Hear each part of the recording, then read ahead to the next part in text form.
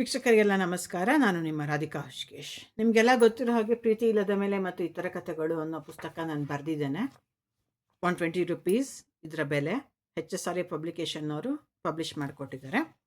7 ಕಥೆಗಳನ್ನು ನಾನು ಆಲ್ರೆಡಿ ನಿಮಗೆಲ್ಲ ಇಂಟ್ರೊಡ್ಯೂಸ್ ಮಾಡಿದ್ದೇನೆ. ಈಗ 8ನೇ ಕತೆ. ಇದು ಸಹಿತ ರಿಯಲ್ ಲೈಫಲ್ಲಿ ನಡೆದಿರೋವಂಥದ್ದೇ. 2 ಪೇಜು ನೋಡಿ, ಇವೆರಡೇ ಪೇಜ್ ಇರೋವಂಥ ಕತೆ.